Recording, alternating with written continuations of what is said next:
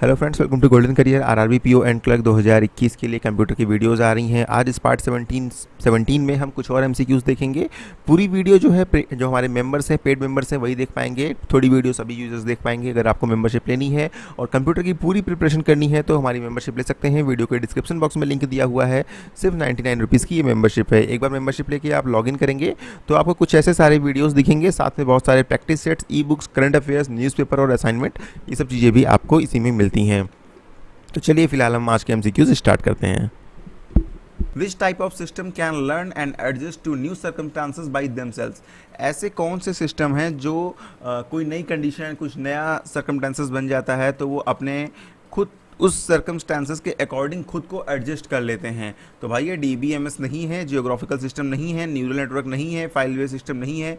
ऐसे सिस्टम को हम बोलते हैं एक्सपर्ट सिस्टम्स। तो कल को ये भी आ सकता है आपके क्वेश्चन में एमसीक्यू में कि एक्सपर्ट सिस्टम कौन से सिस्टम होते हैं। तो वहाँ पर आप बोल सकते हैं कि एक्सपर्ट सिस्टम, जो भी ऑप्शन हो चूज़ कर सकते हैं, वो सिस्टम होते हैं जो सिस्टम जैसा भी हमारा सर्कमस्टांसेस बन रहे हैं उनके अकॉर्डिंग उनको खुद को जो है वो चेंज कर लेते हैं। अगला क्वेश्चन है, a dash main purpose is to prohibit unauthorised access to your computer via internet. इसमें से कौन सी चीज़ है जो अनऑथराइज्ड एक्सेस, मतलब आपकी मर्जी के बिना कोई एक्सेस ना कर पाए आपका कंप्यूटर, उससे रोकता है? तो ये फायरवॉल है। फायरवॉल जो होता है वो आपको अनऑथराइज्ड एक्सेस करने से, किसी और को अनऑथराइज्ड करने से, आपके सिस्टम पे, मतलब आपके सिस्टम पे कोई अनऑथराइज तरीके से एक्सेस ना कर सके, उससे रोकता है। तो इसका आंसर हो गया आपका फायरवॉल। अगला क्वेश्चन है, in 2014 Apple decided to invent a programming language, what is the name of that programming language. तो बेसिकली उस प्रोग्रामिंग लैंग्वेज का नाम स्विफ्ट है, जो कि एप्पल और आईओएस में यूज होती है। तो कौन सी लैंग्वेज यूज होती है? स्विफ्ट। अगला है, is dash is the automatic addition of names and address from a database to letters and envelopes in order to facilitate sending mail, especially advertising to many addresses। देखिए यहाँ पे क्या कह रहा है, आप भाषा समझिए, क्वेश्चन चेंज करके भी आ सकता है।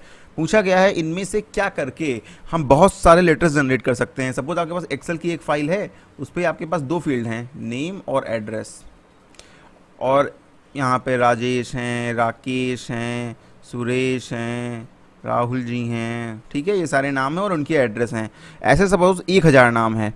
इन सभी लोगों को आपको कोई लेटर भेजना है तो आप लेटर 1000 बार टाइप करोगे? नहीं ना। लेकिन अगर आप मेल मर्ज का यूज़ करोगे, वर्ड में होता है ये मेल मर्ज। मेल मर्ज किस में होता है? माइक्रोसॉफ्ट वर्ड में। वहाँ पर आप एक लेटर लिख लोगे, उसके बाद इस एक्सेल फाइल से उसको अटैच कर दोगे।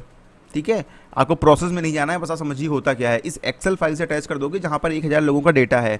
आप एक लेटर बनाओगे, वहाँ पे नाम का और एड्रेस का कॉलम खाली छोड़ दोगे। वो क्या करेगा? माइक्रोसॉफ्ट वर्ड एमएस एक्सेल से अपने आप नाम और एड्रेस ले लेगा। बस एक लेटर आपने टाइप किया, उसके बाद जैसे ही मेल मर्ज किया, आपके 1000 लेटर जो है वो अपने आप प्रिंट हो गए।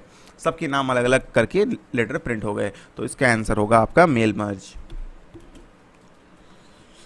यहाँ पर नेक्स्ट क्वेश्चन है, सम S3 S0 is an example of. ये क्या है? तो सम क्या है? सम जो है ये एक्सेल का एक फंक्शन है।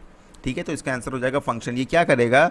जो भी आपकी एस रो या एस कॉलम है उसमें 3 से लेकर के 10 तक में जो भी नंबर्स हैं उनका एडिशन दे देगा, उनका सम दे देगा। नेक्स्ट है, which of the following is a term related with printer. इनमें से कौन सा टर्म जो है वो प्रिंटर से रिलेटेड है? देखिए अलग अलग क्वेश्चन आ सकते हैं। डीवीडी आपका मेमोरी से रिलेटेड है, आपको पता है। ठीक है, मेमोरी आपकी डीवीडी में आप डेटा स्टोर करते हैं, वीडियो देखते हैं ना, पहले हम लोग मूवीज़ आते थे डीवीडी में। कार्ट्रिज आपका प्रिंटर से रिलेटेड है। प्रिंटर में कार्ट्रिज लगती है, बेसिकली जो इंकजेट प्रिंटर होते हैं उनमें कार्ट्रिज लगती है। इंक टैंक प्रिंटर में एक टैंक होता है, उसमें इंक भर दिया जाता है।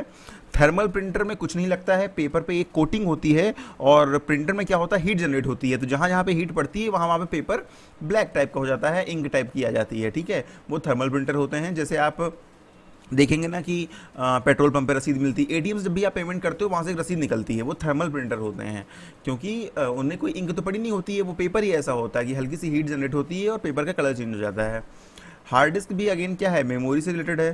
कीबोर्ड क्या है? एक पेरिफेरल डिवाइस है। ठीक है, पेरिफेरल या फिर आपकी इनपुट डिवाइस है। तो यहाँ पर आपको पता चल गया, इसका आंसर है कार्ट्रिज। अगला है, a character that is raised and smaller above the base line is known as. Basically इसमें यह पूछा गया है कि भाई लिखा हुआ है ए और इसके ऊपर छोटा सा 2 लिखा हुआ है, तो इसको हम क्या बोलते हैं? इसको हम बोलते हैं सुपर स्क्रिप्ट। और सपोज ए नीचे यहाँ पे 2 लिखा हुआ है तो इसको हम बोलते हैं सब स्क्रिप्ट। ठीक है, ये होगी सुपर स्क्रिप्ट, ये होगी सब स्क्रिप्ट, दोनों चीज़ें आपको समझ में आ गई। अब वर्ड में जो है सुपर स्क्रिप्ट और सब स्क्रिप्ट दोनों ऑप्शन होते हैं कि आप चाहें तो किसी को कुछ भी बना सकते हैं। Which key should be press to start a new program in MS Word. MS Word में जो है, सॉरी प्रोग्राम नहीं, पैराग्राफ है, न्यू पैराग्राफ में अगर आपको जो है स्टार्ट करना है तो आपको कौन सी की प्रेस करनी होगी, सिर्फ और सिर्फ आपको एंटर की प्रेस करनी होगी, वहाँ से आपका न्यू पैराग्राफ स्टार्ट हो जाएगा। ठीक है, तो इसका आंसर होगा आपका एंटर की। What is the maximum zoom percentage in Microsoft power point. चलिए मैं पावर पॉइंट यूज़ ही कर रहा हूँ, आपको दिखा देता हूँ। ये हमारा पावर पॉइंट है, ये देखो यहाँ पे जूम है, देखो यहाँ पे किया, देखो यहाँ पे क्या दिख रहा है 400, मैक्सिमम देखिए 400% तक हम इसको जूम कर सकते हैं, इससे ज़्यादा जूम करना पॉसिबल नहीं है। देखिए इतना जूम होता है 400 पर, ये 400% है, तो इसका आंसर क्या हो जाएगा, इसका आंसर हो जाएगा आपका 400। तो चलिए इसका आंसर हम आपको बता देते हैं, 400% हो गया इसका answer. Which among the following option does DBMS help to achieve. इसमें से DBMS क्या अचीव करने में हेल्प करता है।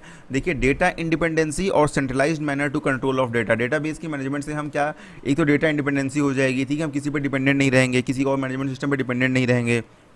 दूसरा, डेटा को हम सेंट्रलाइज मैनर से एक ही सर्वर से, डेटाबेस सर्वर से बहुत से लोग एक्सेस कर सकते हैं। तो यहाँ पर A एंड C जो है ऑप्शन डी सही होगा, क्योंकि A एंड C दोनों इसमें सही ऑप्शन है। अगला है व्हाट इज टेलनेट। तो टेलनेट एक रिमोट लॉगिन का सिस्टम है, ठीक है, टेलनेट लिखकर हम आगे उसका IP लिखते हैं, देन हम किसी भी और सिस्टम में रिमोट लॉगिन कर सकते हैं। What is remote login. Remote login है आप अपने कंप्यूटर से किसी और का कंप्यूटर